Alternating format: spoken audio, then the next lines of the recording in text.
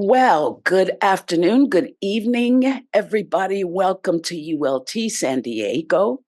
The presentation for this afternoon entitled The Hair, given to us by our own Kim Miller. Thank you. We're going to do a reading. Oh my goodness, here we go. And it's so gorgeous. No way missing this one. Here we are.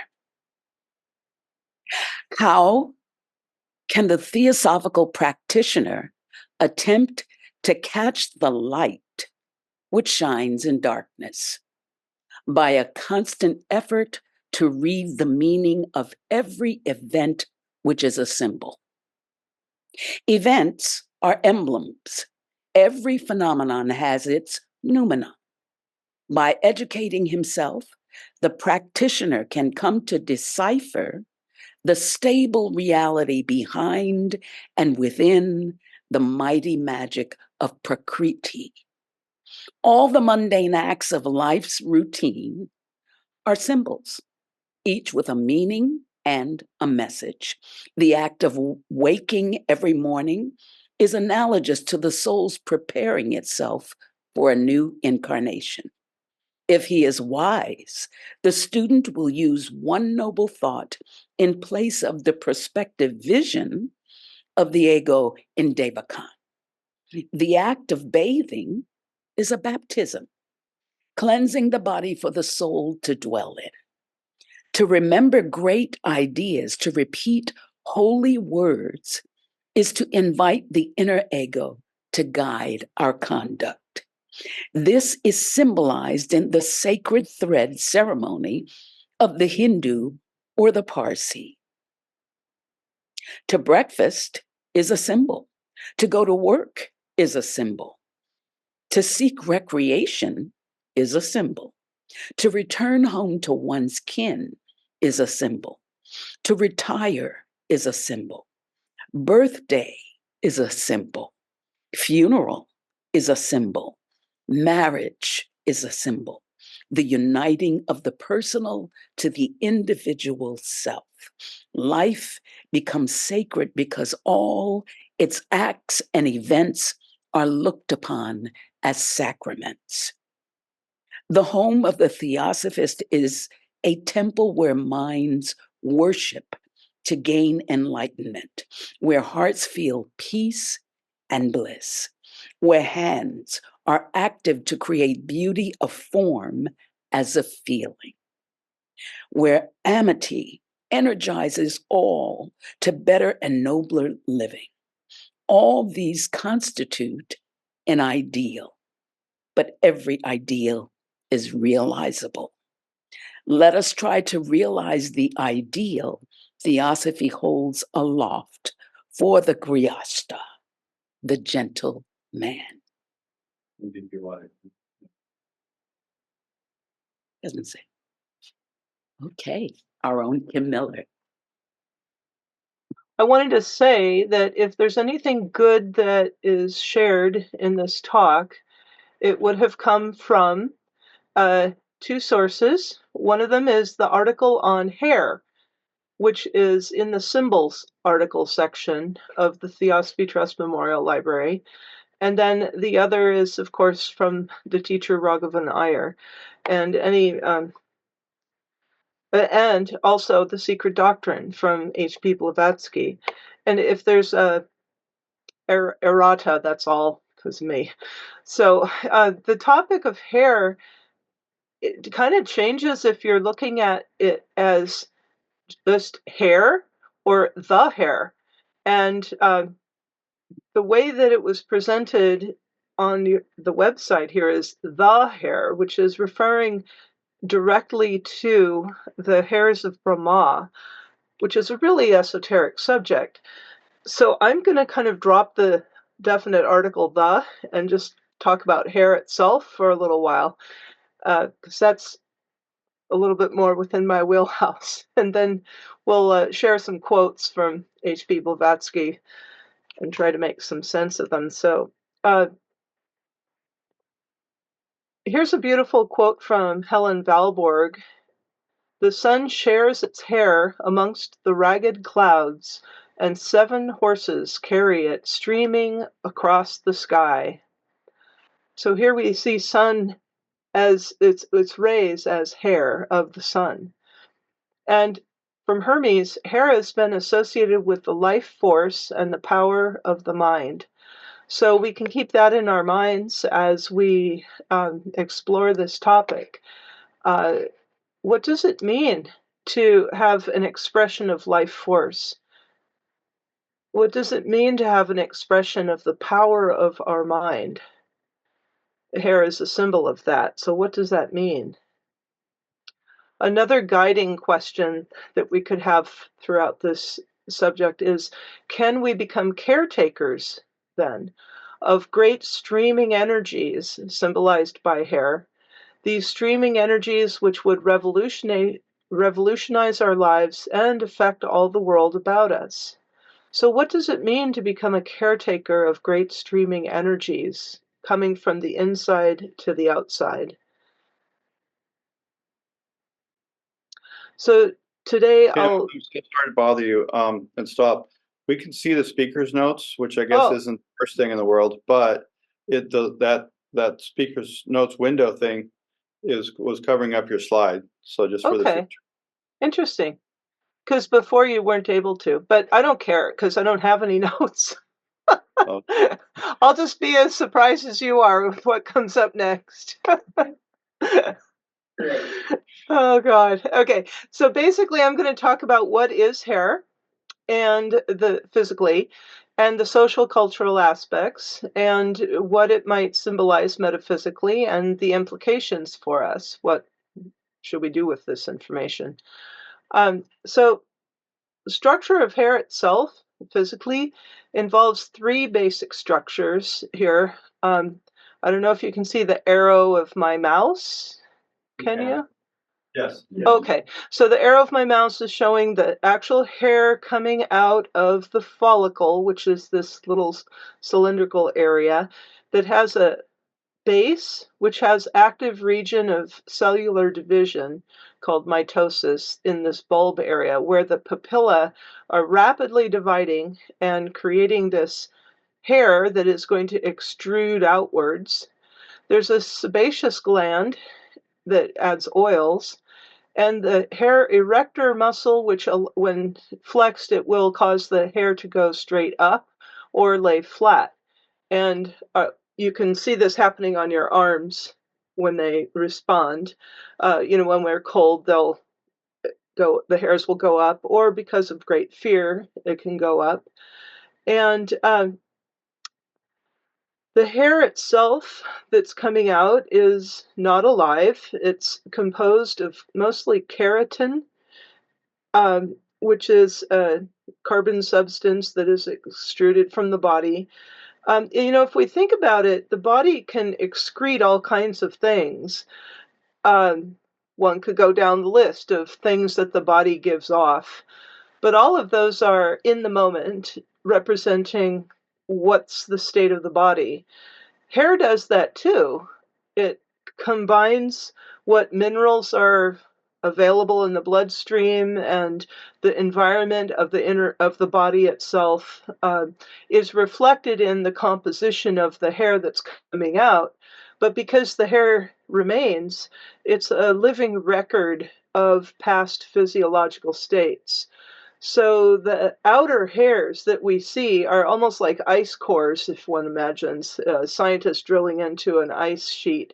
They can see layers of time and layers of composition of water and air in the ice core. Well, so also this hair is a layering device that shows us internal states, a record of internal states interacting also with external environmental influences. So um, what this means is if one were to sample a hair for the presence of, let's say, cadmium or lead, one might discover more than one would like to see. That could be a result of either putting too much, like shampoo or something, on the hair that has this material, or it could be the result of actual too much of this heavy metals in one's body. So hair can be useful as a tool for determining health of the organism. And one thing that, well, actually, okay. Also, hair gets produced in a cycle. And for example, eyebrows, the cycle of hair growth is quite short, only 4 months or so. And so the hair will come out and then it'll be there present, and then it will actually fall out after about 4 months. So your eyebrow hairs are only about 4 months old. They're not any longer than that. But your hairs on your scalp, those take a 3 to 4 year cycle to finish. So they have longer to grow, so of course they're longer than your eyebrows. And mammals are the creatures that create hair. Humans are the mammals that have a strong differentiation between our scalp hair and our body hair. The scalp hair is quite a bit longer and much more concentrated, whereas the body hair is more diffuse. And scientists guess that the best purpose of scalp hair is to do a bit of thermal insulation, and also ultraviolet light protection is useful. We who live inside forget what it's like to be outside all the time.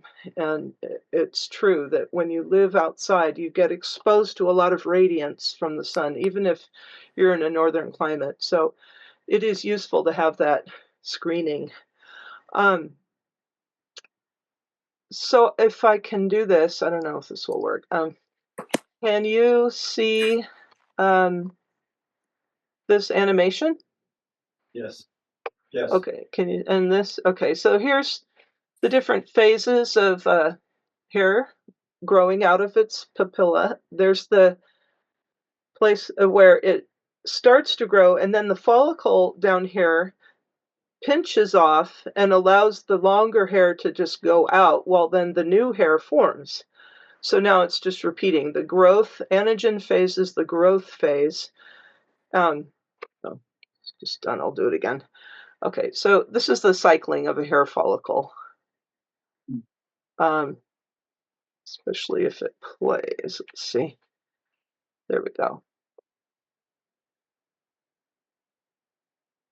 So it's growing past the sebaceous gland, up out of the dermis.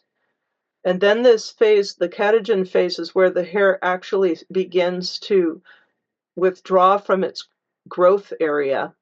And then the telogen phase is where the end phase, where the hair pinches off and is going to be dropped out of the skin. So that was just kind of interesting to see. Let's see. So here I was mentioning like metals can be trapped in the hair and indicate some past exposure. Lead, cadmium, uranium, gold, nickel, all of these things. So it's useful in determining poisonings, actually. Sometimes, like, there was a Queen of England who was so worried about her skin not being clean and white, she put lead all over it, lead paste, and poisoned herself even further with her makeup, and died an early, painful death because of it. And, artificial hair treatments like dyeing and bleaching, permanence, all of this can expose us to chemicals that are not so good for us. Basically, it's bringing the inner world to the outer world. And people use hair as a racial identifier because depending on the genetic structure of the hair follicle, it's genetically based, and therefore then the hair could be long and straight, it could be short and it could be very curly and thick, and that's all just based on genetics. So people being who they are socially, they like to parse themselves out into different groups, and so hair has been a easy way to identify racial differences. And Darwin said, if it's not useful, it gets bred out of the population, basically. So if that's the case, if we use Darwinian evolutionary theory as a basis for looking at people, the Mongoloid races would be the most advanced because they have the least amount of body hair, which is unnecessary now for people in a modern society. So smooth skin is considered to be masculine in Asian countries. It represents refinement and virility. But hairiness is considered masculine in European countries. So there's some quotes from literature. Juvenal said that a hairy body and arms stiff with bristles give promise of a manly soul. And Shakespeare says in Much Ado About Nothing, he has Beatrice saying, "He that hath a beard is more than a youth, and he that hath no beard is less than a man." So in the European countries, they wanted hair. In the Asian countries, not so much. We see this in the English language coming from Europe. A hairy situation is seen as one that is rough and trying, perhaps even dangerous. And that which is rough and shaggy is considered primitive, not quite civilized. It's hairy, it's rough, it's shagged, and it's certainly not tame. So here's our hairy guy from Europe, considered very masculine and virile. And then here's our Asian guy who's not got the hair, but the ladies like him in Asia particularly. Which one represents masculine refinement? Well, it's cultural. So the reason I'm showing Legolas on the right is because being a Lord of the Rings fan, I just had to mention that J.R. Tolkien, being an amazing writer, he did have the European sensibility. So initially, his elves, they were all very European, but they weren't hairy, interestingly enough. So just sort of strange there. Let's see. Oh, so about race. This one is Bantu. This comes from a lady in Africa of the Bantu tribe, and here she's got her hair arranged very tightly and in what are called knots. And this is a example of pre-colonial styling of hair that's thick and curly. So here's cornrows, another example of how hair could be styled that's thick and curly. And I just wanted to go back to this because this is an example of how race and culture and class in post-colonial areas, like even in Africa and here in the United States, how much, I think I'll just be straight out. I don't think white people understand what it's like to have very curly hair that needs to be arranged in a certain way in order to be quote unquote socially acceptable. Because if the dominant culture is white, then the people who are not white have a social pressure, a strong social pressure to conform to those societal expectations. Like, for example, Michelle Obama, she never wore her hair in a natural way while her husband was in office because, I mean, she was getting scrutinized so much. She even had a team of people helping her, like, know what to wear and know what to do her hair with, how to do her hair, so that, like, she wouldn't cause an international incident with Fox News yakking away about nonsense. I'm sorry, I guess I'm not supposed to be political, but I think that it's good for white people to understand how much time it takes to do your hair like this. It is a privilege to be able to go brush, brush, brush, tie back, and be socially acceptable for work in about 30 seconds versus the amount of time it does take to make your hair look socially acceptable in a dominant culture if you've got curly hair. This part here comes from the Symbol article. This is a quote from Helen Valborg. She says, "The thin thread-like hair, which is the symbol of woman's frailty, is also paradoxically her great strength. It has always been thought her glory, contained when she twists it up into a shining crown to frame her face, it softens and suggests the hidden fertility of nature. So we know in social circles that in order to advertise one's ability to be a good mate or a future prospect for a mate, young women particularly have a lot of social pressure to have their hair a certain way, having, like little wisps of it over the face to frame it. It gives them an appearance that will work for their current needs to have power over men, actually. To be honest, it's kind of what happens there. So that's interesting. Here's some hairstyles that are also take time and are beautiful. Now, the British royal family has stricture on their hairstyles too. Kate Middleton is not allowed to have a ponytail that shows the band that wraps around. This is true for all the royals.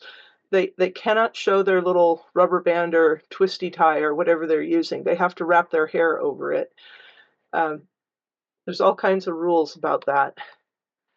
So a young person might rejoice in abandonment with the freedom that their hair, natural hair flying around symbolizes. But then as they grow older, there are constraints that socially put upon people to organize their hair. So here's a bride getting a fancy hairdo. From the left to the right, you can see quite a bit has happened here. Here's a young boy just representing the I put this in because I thought it was a good representation of, first of all, just the freedom that young men have just to have their hair be a mop, and socially they're okay with that. But also just humans, we have our scalp hair, but cats, it's not fur. Our scalp hair is definitely not functioning like fur. Here's hair. Here's a culture of utilitarianism. The planet Vulcan, fictitious, of course, from Star Trek, an entire planet with one hairstyle because it's away from the eyes, and that's all they need to do. Just cut it short, and they're all done. You could have this. And there are some absurdities that people do, sticking cans into their hair. Or, this is an example of the beehive from the 1960s Star Trek show. As the young woman, she's got her hair carefully arranged and kind of beautified, but then as an older woman, the same actress, the same character, has chosen a much more practical style that frames the face, reflecting her social class now. She's not an available mate searching, she's an officer just here to do a job. Hair could be art. So here's a pineapple. And here's a who knows what. So people do all kinds of things with their hair. But they also strive for respectability, like this gentleman I know. This is my husband, short trimmed. In ancient India, here's a woman with a very long braid. She obviously had thick hair. This was from a sculpture in a museum showing a Tamil Nadu hairstyle. Here's a man's hairstyle from New Delhi. It's sort of different on each side, so I thought that was kind of interesting. And here there are rolling curls that are then tied up in a big knot at the end during the Gupta period, bedecked with jewels as well. Okay, so the lack of hair can symbolize bad things. And if the lack of hair came from natural causes that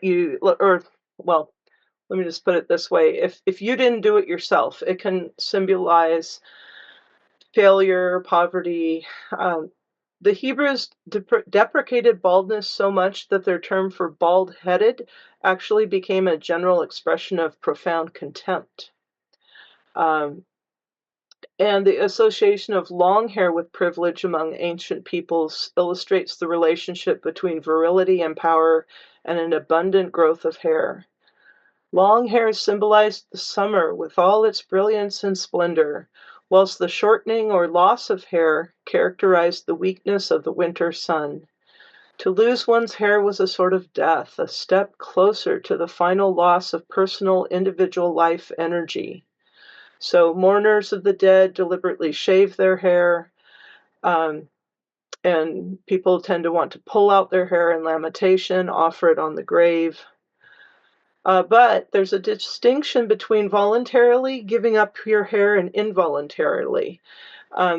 So in some tribes, warriors prepare for the battle by ritually removing their soul from their body so that their body will be invulnerable. So they shave their hair and they stash their hair in a receptacle safe so that their soul will be contained and safe.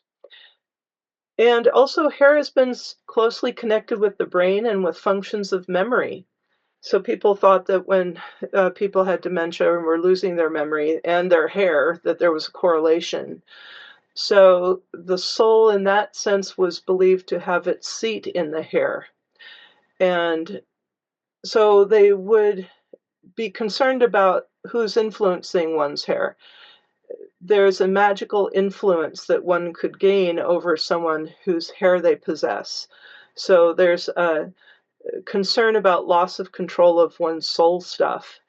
And so there are protective things, practices people do. Like, for example, in the African tribes where they braid the hair, it would only be a close family member or someone very trusted who would be doing the hair, not a stranger, because if they're touching your hair, then they're gaining some control over the soul stuff. So hair can symbolize power. Now the internet has all kinds of images. Oh my goodness. So these are unattributed images of other people's artwork, and who knows, maybe it's even AI generated. I'm sorry. But so here's Shiva with all the hair of a lion, seems. The one with matted hair is Shiva Jatadhar. So Shiva is known with certain symbols, the trident, the snake around his neck, the crescent moon, and also these mats of hair. You could call them dreadlocks or matted hair locks. It's referred to as way back as 1500 BC, where Lord Shiva's hair is referred to as jata, which means twisted locks of hair. And they even believe that, they sometimes display this as the Ganges River coming out of his matted locks. So in some cultures, especially in South Asia and the Middle East, allowing uncombed hair to form into matted locks is a symbol of the rejection of materialism and vanity. Now, Hermes says, in his matted locks rests the secret of his power. So here is a Hindu sadhu who has done the jata twisted locks. They actually add a little bit of water and ash into their locks, into their hair, to make it like a rope. Over many, many years, it forms this way. Hair can represent control over desires, control over your time, control over your energy. This is why when women are married in many cultures, they often abandon the free, loose hair and then tie it up into buns. It represents mastery over mind and sense. Like Shiva is also the great yogin, and his matted locks represent that. Every strand of Shiva's hair represents desires that he has knotted together, symbolizing control over them. So this aspect of his iconography urges his devotees to keep their desires in check and strive for spiritual discipline. And the matted hair is often considered a representation of time, with each lock symbolizing a unit of time. This is linked to the cyclical nature of time and the continuous cycle of creation, preservation, and dissolution. And it also represents the integration of energies. There's 3 matted locks on the top of his head that are representing control over the body, mind, and soul. Now, I'd like a volunteer to read this if we could. Is it possible for somebody to see this and read it out loud? Otherwise, I will, but this comes from the. I can read it if nobody else. Okay. Thank you. This comes from the symbol article on hair. Okay. The hairs of Brahma. 7 rishis who sprang as mind-born sons from Brahma's head, and from whom are generated the divisions of mankind. They are called the hairs of Brahma, each being a hidden fountain issuing from the concealed brain, which shineth and goeth forth through that hair of the macroprosopus unto the hair of microprosopus. From the division of the 7 hairs, curls arise on either side of the brain of the lesser face, and through these commence the division of the races of man. The biologically racial distinction of hair types in the world is but a shadowy reflection of this archetypal process. The 7 locks are thus identified with the hidden spiritual sun and are reflected in the rays of the visible solar orb. Kesin, the long-haired, is the title used to praise the sun in the Rig Veda, the sun with golden hair who brought forth the eternal light. This connection with manifesting creative power identifies the solar gods and heroes like Samson and Heracles. In their hair lies the pattern of individual potencies, which correspond with the lines of force emanating from the hairs of the invisible and visible sun.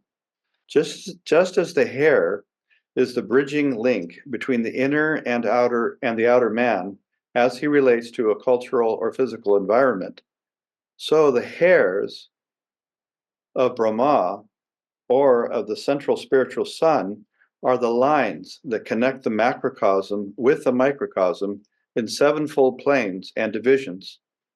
One may remove all their hair and step under the umbrella of the larger law, or one may tender their hair inviolate and treat it as a powerful storehouse where universal and individual energy are bonded in a manner analogously echoed in the bonding of keratin and mineral molecules during the growth of the hair. This is totally worth contemplating and discussing, so we will when I'm done. I'm almost done.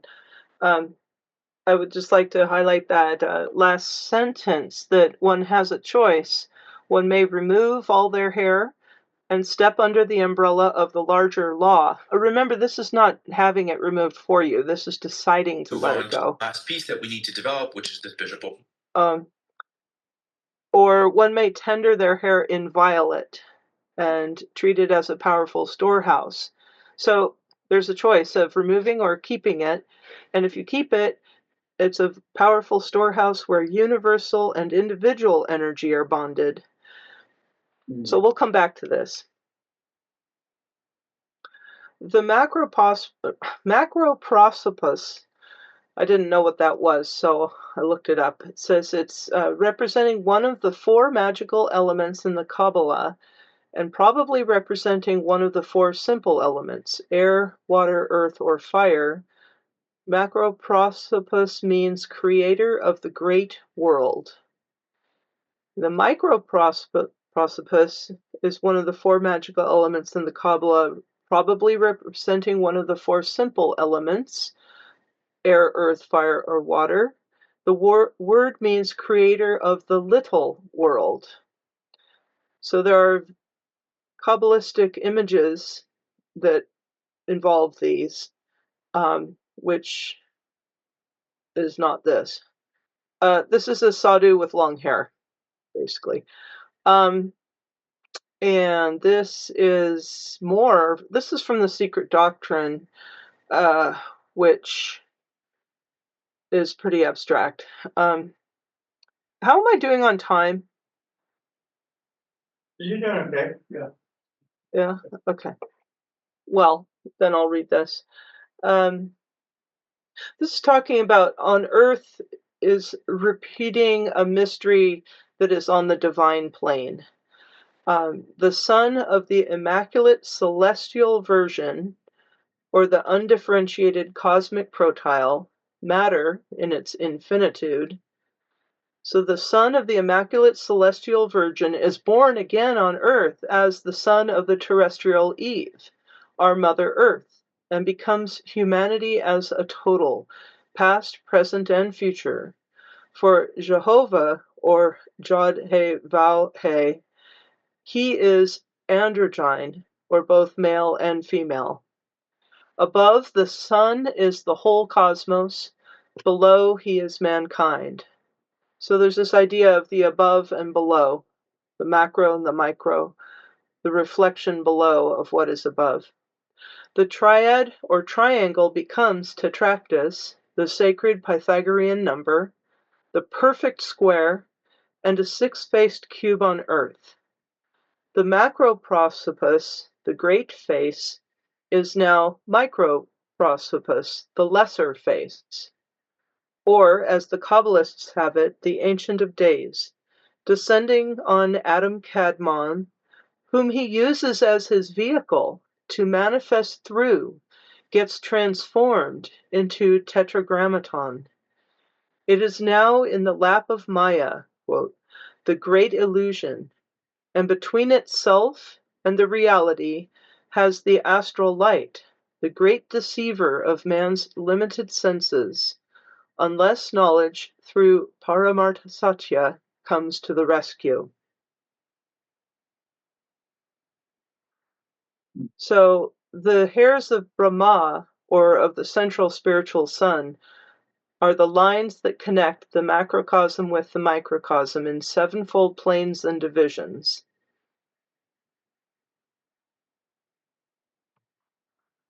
Well, here's a quote from Samuel Coleridge. 10,000 threads of light make up a glory gay and bright round the great orb. So here is the lines of force coming from the macroprosopus into the microprosopus. This is the creative power which issued forth in the seven rishis who sprang as mind-born sons from Brahma's head, and from whom are generated the divisions of mankind. They are called the hairs of Brahma, each being a hidden fountain issuing from the concealed brain, which shineth and goeth forth through that hair of the macroprosopus unto the hair of microprosopus. So this is from the mystical Jewish Zohar, I believe, and this student doesn't know much about it, so I'm just sharing it. This is a prompt for further study. I'm going to skip this one. Here's a symbol of Solomon, as above, so below, related to what we were talking about, macroprosopus, microprosopus. Here's the reflection. So this is what you would call a teaching symbol.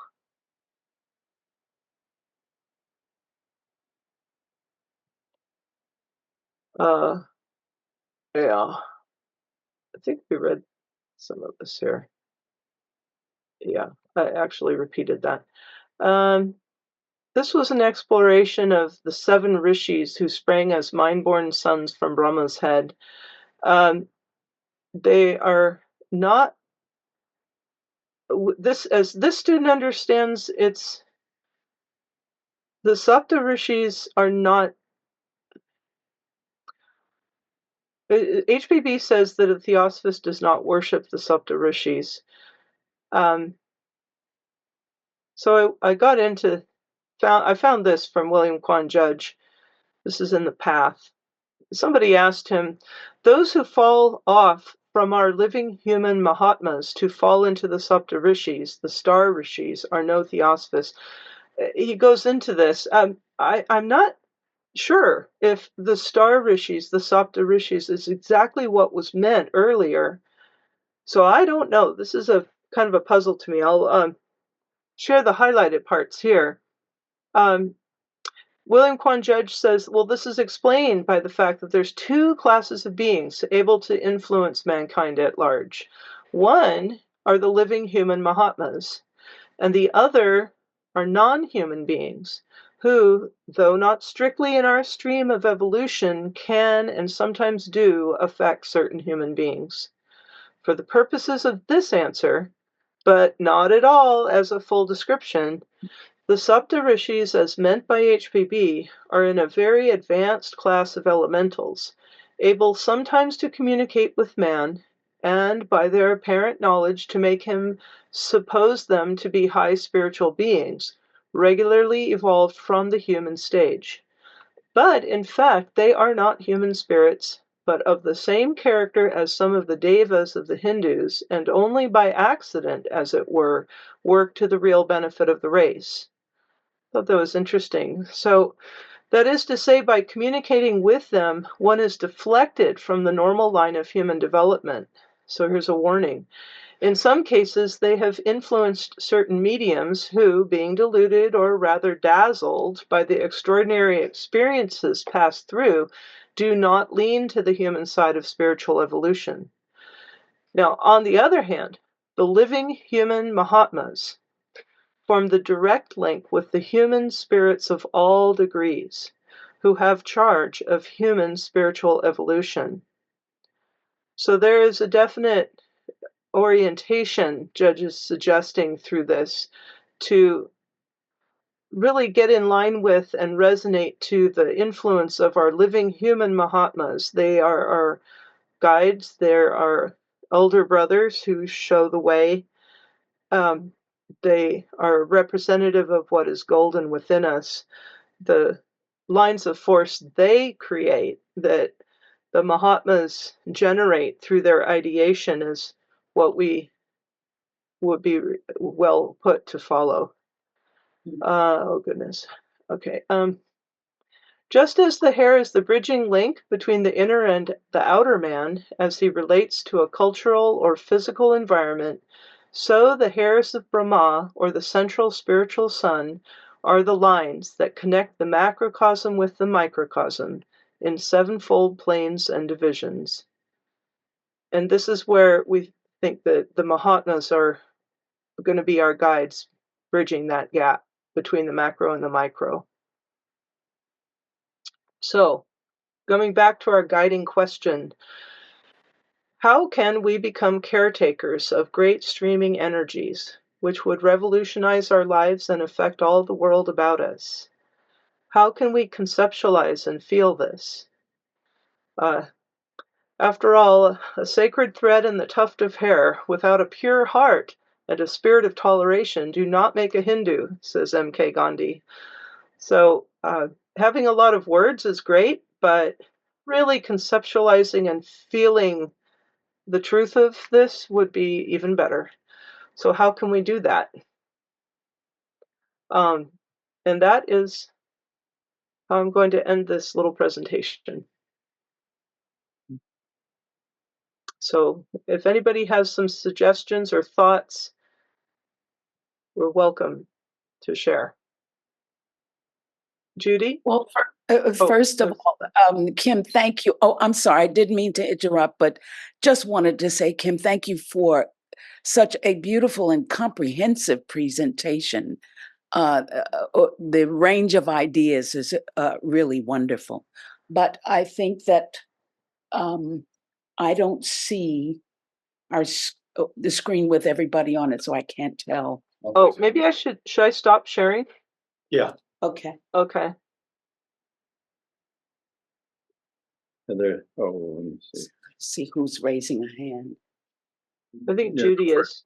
Judy is. So Oh, great. they can go ahead. All right, so Judy she's up for a question. Thank you. This is really a gas. Your presentation, I really enjoyed it immensely. And I also want to say I think Monica has the most beautiful hair. I wanted to compliment her on that. But what Judy. is the real spiritual importance of hair in a sense? Because I mean, there are people who are bald headed. Like I would remember there was a country western song that came out some years ago. I love bald headed men. Next to Yul Brynner and Patrick Stewart about how virile these men were. And then I remember once I was in the shower at Cal Poly. I mean, this actually happened. And one of the young ladies next to me said, "Did you see the film about the little bald headed guy in India?" And I was just incensed. And I said, "That is Mahatma Gandhi. And he was a very important and spiritual being." So I started giving a lecture in the shower, which I, but at any rate, really, what is the spiritual importance of hair? I mean, culturally, it's very important and very interesting. But is it important? Like all the pictures I've seen of sages from the Sikh and Hindu tradition, they have long uncut hair. Is that really important, or isn't a bald-headed person like Mohandas K. Gandhi also very spiritual? I mean, does it really matter very much? That's because that's what I want to know. Is it a cultural symbol, or do we really connect spiritually through something like hair, even though it's very electric in its properties? We know that. So anyway, Yeah. I'm going to head back to one of those slides, which I hope I can find. The one where there was a choice. If we're making the choice, it matters. Let me find that. Because, let me just make sure. Yeah. So I think it has to do with hair is symbolized as it symbolizes lines of force or lines of energy. Towards the bottom here, this is from the Hermes article. It does say one may remove all their hair. Like, let's say one is in a physical state where they're maybe losing their hair for genetic reasons or whatever reasons. And they decide, well, I think I'd look better if I just shave it all off. So they're removing their hair, but consciously. And they could then step under the umbrella of the larger law, which the larger law is stated, I believe, right here. In their hair lies the pattern of individual powers, individual potencies, which correspond with the lines of force emanating from the hairs of the invisible and visible sun. So, meditating on lines of force from the invisible and visible sun, knowing that hair bridges the link between the inner and the outer man, but if one consciously lets go of that which is on the outer side, but is maintaining a presence and awareness of what is inside, then that seems like it's a good, fair choice to make that's represented in the first part of this sentence. That's how this student interprets it. Or the other option, which is like what you're saying, the sages don't let anybody touch their hair, they don't cut it, and they treat it as a storehouse where the energy is bonded and in the hair, and analogously to allowing the hair to grow and contain its minerals and keratin together. So this student would say it's a matter of awareness, whether one has hair or not. What are we doing with our lines of force that stem from the invisible? Are we using those to bless the world with selflessness? That's the most important thing. Arun? Could I ask you a question? Jonathan has his hand up. Sorry. Okay, just on the same, while you have on the same slide here, about this thing about the lines of force emanating from the hairs of the invisible and visible sun. I'm thinking of the visible sun, and not that it's visible with the naked eye, what I'm about to talk about, but still with photography, and I presume with either with telescopes or with equipment, spacecraft and things like that, taking photos. you see these huge releases of fire, I guess having to do with the plasma around the sun. And so they're huge, and they're like as big as several planet Earths or something like that. And then they go up and then they collapse back down on the surface and so forth. All these knots that keep going on up there, and sunspots and everything like that. I was wondering if you could make a comment on that, but also about, is there any kind of an analogy with that with the invisible sun? And I wish you could unpack that sentence a little bit more. That might have been 3 questions right there. Yeah. Well, I mean, physically, the solar prominences and solar flares, they're outbursts of great amount of energy and plasma that then traces along magnetic lines. That's how they, and also gravity is influencing them too in the physical sun. Um, and I think that intentionality and will is the correlate on the inner planes, direction and motivation. Um, and the inner spiritual life. Where is one's focus? And behind will stands desire. Where is the identification of the self desiring to help and to be part of the whole unitary life force in our solar system, trying to act on behalf of suffering humanity? That desire is like the power that leads the inner solar flares out, and then the directionality is where they'll take them. So, I mean, the inner sun, we're taught in the secret doctrine, has a pulse out and then in. There's a diastole and systole, like a heartbeat in our solar system, of the inner sun flowing out its energies and influences and then coming back and cycling. So being part of that would involve being sensitive to the rhythms of life, but also maintaining from higher planes a focus and energy down into manifestation with as much without ego, Mm. impersonally, with love. Thank you. Thank you. Kim, I had a question. And this is regarding, I think, the hairs of Brahma, but I was thinking about the 7 rays as that is expressed in the idea that every spiritual master is in alignment with one of those rays. And the same follows with the people who align with any particular master. And I'm wondering if these 2 things, the shaving of the head so that there is no hair, which it seems to indicate seeking to do away with the personal, versus the Sannyasine who just lets his hair grow and mat in the effort to be in control of, or I guess, of his own power.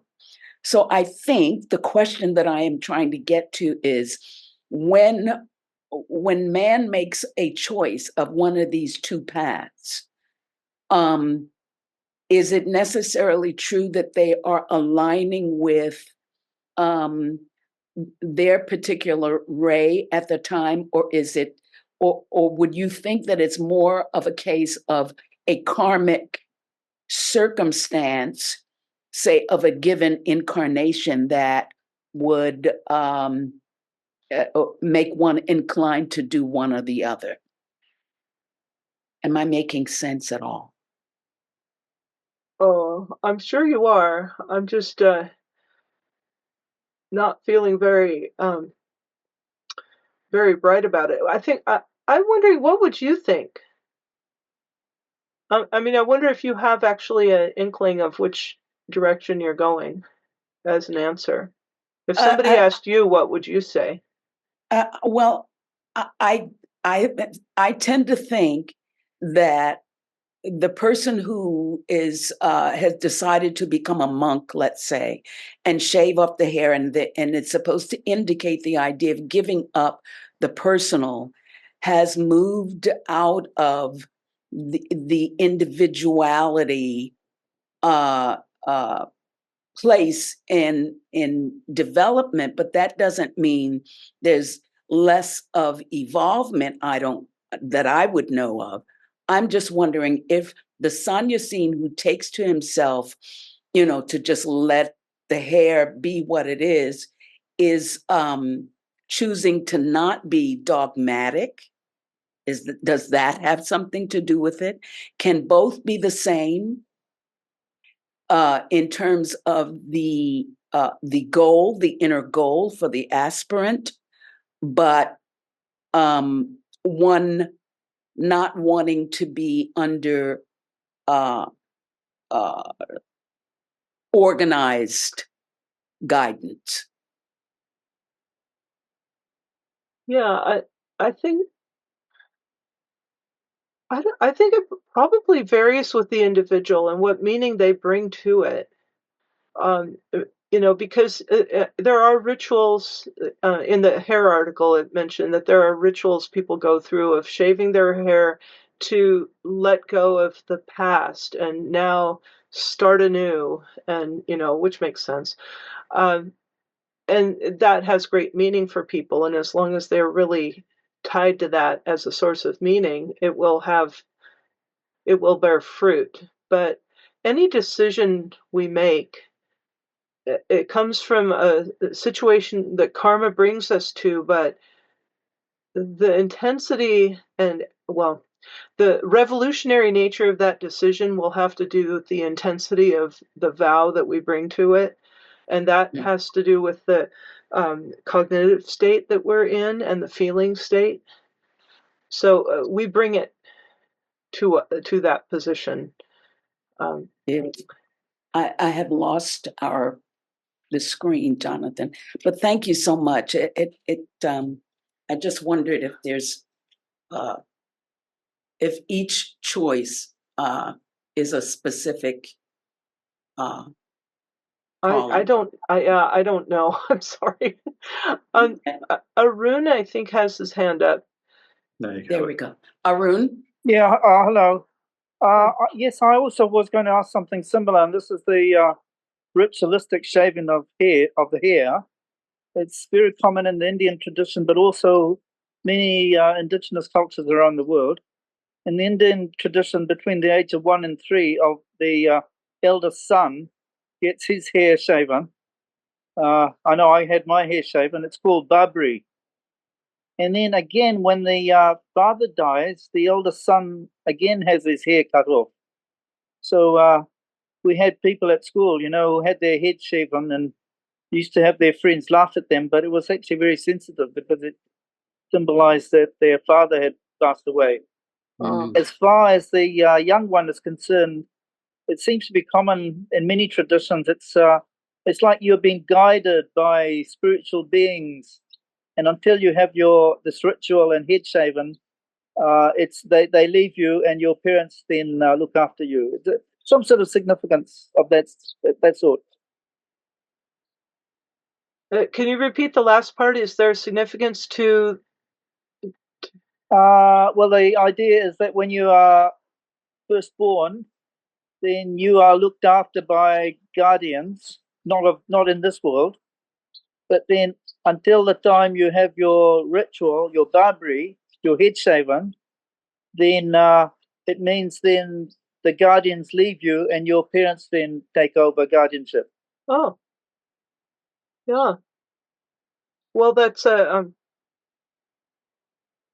it's not a cultural belief that the student is acquainted with, but one could see that could make sense.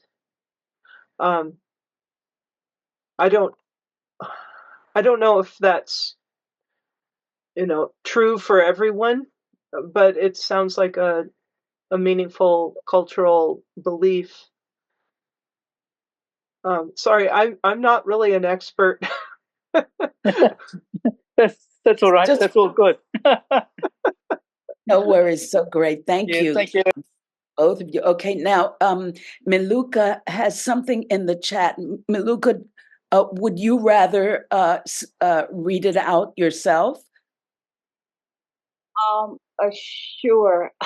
Okay. Yeah, I was going to make Great. those comments as well.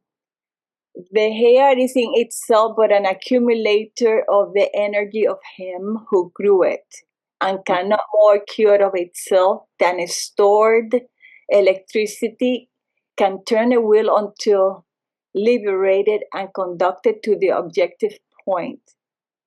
Set your will in motion, and you at once draw upon the person upon whose head the hair, not the will, grew, though the psychic current whichever runs between himself and his severe stress.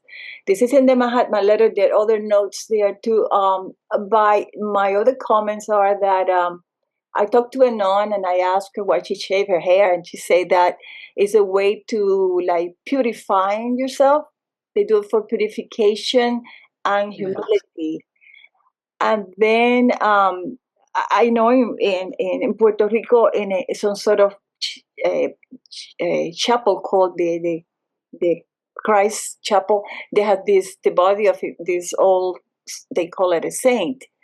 And I don't know if he's been embalmed or whatever it is, but they preserve it. And it's in this glass. It's kind of weird. And the nails and the hair is still growing, even though he's dead. Wow. Which is fascinating. And talking about the hair, they are right now using, there is a group in South America, they're going around beauty salons collecting hair, and they are putting it inside nets, and they throw it into the ocean. And they say that the hair is actually helping clean the ocean because it's collecting all the wasted oil, which I thought, wow. So it's very useful to have hair. That's great. That's great. Do we have any more questions or thoughts? Desiree. Hi there, Kim. Thank you for a wonderful presentation. I think I learned just about something on every one of your slides. So great presentation. I was wondering, since there was several slides that were referencing the connection that hair had between connecting the macrocosm and the microcosm, if there is a connection between hair and Fohat. Also, when I was thinking about the strands of a hair, I would think about a tree, and a tree has lines, those circular lines within its trunk that actually record history. And our hair operates the same way. It has its mitochondrial DNA, and as you mentioned, it is a repository of the things that we've consumed or been in contact with, or illnesses. And I was just wondering if you could speak to that, the relationship between not just Fohat, but trees and hair. Thanks again. Sure. Well, that's an interesting connection. How trees, are similar to hair in that they have a physical record and layers. Only it's not concentric for hair; it would be linear, but same principle. Distance from the hair follicle being correlated to the distance of a tree's center to the external, the cambium layer. Yeah, and so Fohat is the Tibetan term for energy, and the kind of it's a mysterious word. It can represent on the physical plane, all the forces that we know of in physics, plus more, I'm sure, that we don't know about on the invisible planes operating. It's the rider of the steed between the from the unmanifest to the manifest. And as lines of force, hair sounds an awful lot like that, doesn't it? And so it's worth meditating on. You know, when I showed that lion picture, you know, that's what I think of as that's the power. I mean, the hair as power. That's Fohat is that power too. So metaphysically, it symbolizes that. So that's why that's my guiding question. What do we do with it? How do we, let me go back to it. I think I'll share the screen again. Okay. You know, let me go back here. Oh, well, at the very end, my guiding question, how can we become caretakers of, okay, great streaming energies? You could substitute Fohat for that. Whatever word you use, the energy that comes from within, that desire to be of service, to humbly be of service, the knowledge that one is in one's deepest, most truest nature, identical with the divine soul, is the divine soul. I mean, that's available to us at every moment. And that is the ultimate source of strength and power and wisdom. So, go ahead, Jonathan. Oh, yeah, I had a question. You don't need to change the slide, but that one slide that big one from Helen Valborg, that had so much on it. I'm wondering, in relation to your question, Kim, remember how you talked about motivation and that seems to be a big part of everything, and what to do with your hair, you know, like poor Phyllis Diller, she couldn't do anything with her hair.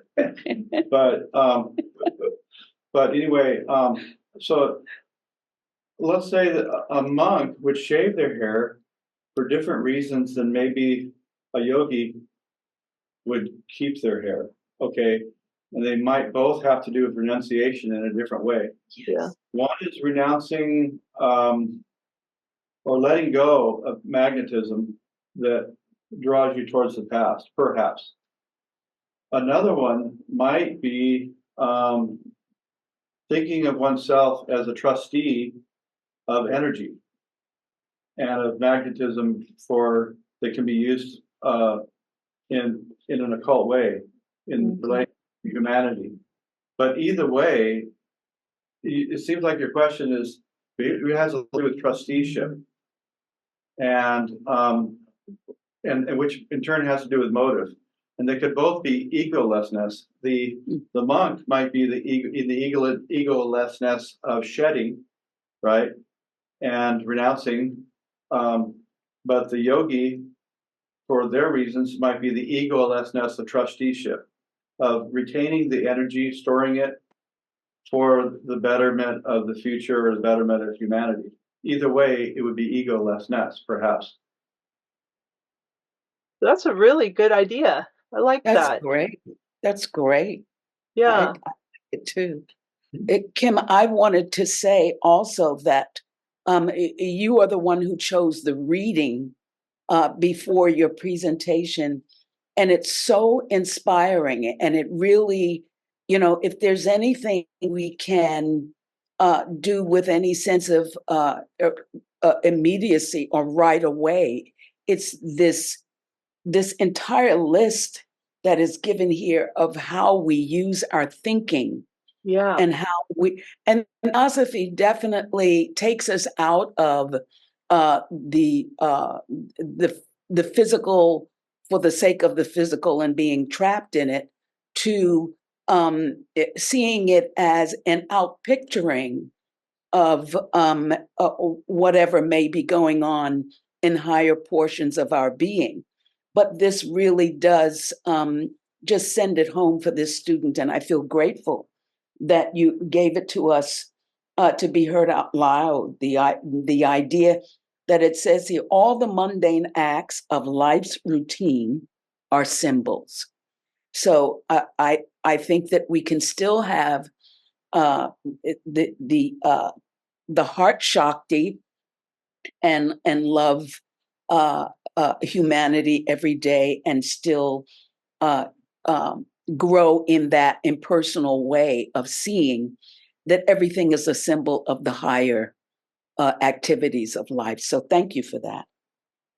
Yeah, Wadia is so profound and accessible at so many levels. It's like they say, theosophy is an ocean that could be shallow for kids to play in, but very deep.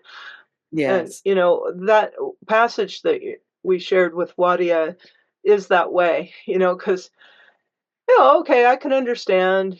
Bathing is a symbol of getting clean. Okay, I got that. Check.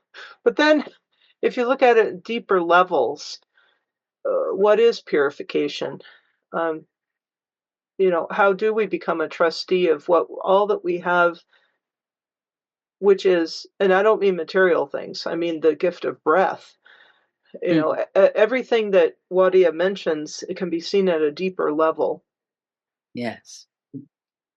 Just Yeah, beautiful. great question. Oh, Ken has a question. Yes, Ken. Thank you again, Kim, for the presentation. I just wanted to clarify. So in the William Kwan Judge reading, we're supposed to follow the Mahatmas, but not follow the Saptarishis in order to stay on the correct human evolutionary pathway. Is that correct? Well, that's what I read it as, and I don't, so I am not an expert. Probably there's others here who could share too, but this is the reading right here. It comes from the path. Yes, thank you. Thank you. Yeah. It seems to indicate that there is some measure of danger, however slight it might be, in terms of following the Saptarishis. Yeah, see, to be honest, I thought maybe there's multiple meanings of the 7 rishis, because when I started looking it up, where is it? Okay. I skipped this part because I didn't want to overdo things.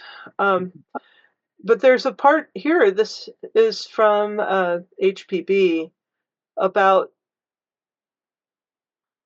the church and their angels, which represent this, which are correlated with the 7 rishis of India. And then there's, this is pretty deep stuff here. I don't know. Very complex. I don't know. Yeah.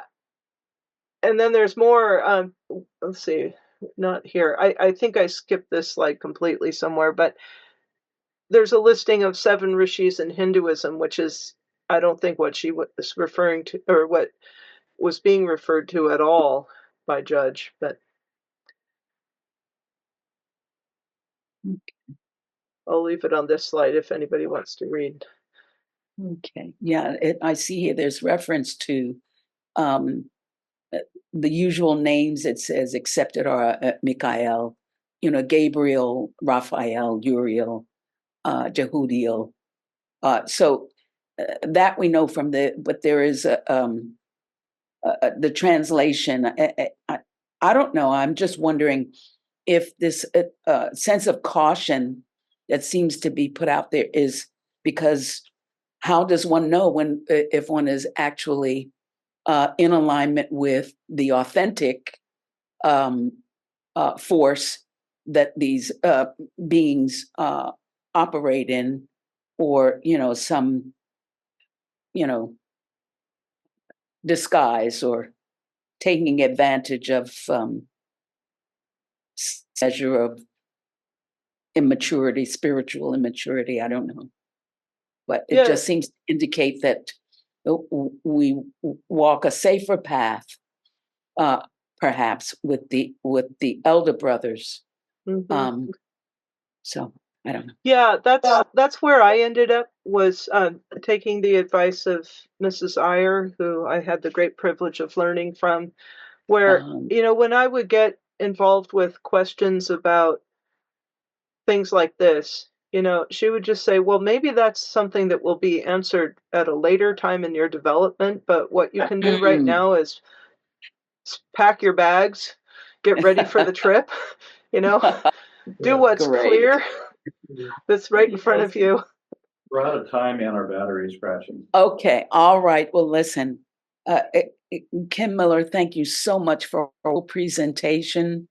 Everybody, thank you. Shobha says here in the chat, thank you so much for a topic. We love you. Come back next week so we can dive into these incredible subjects again. Everybody be well and safe. We'll see you next time. Namaste. Namaste. Thank you, everyone. Appreciated your talk. Thank you. Thank you, Kim. Thank you, Kim. Beautiful. Stay if you can.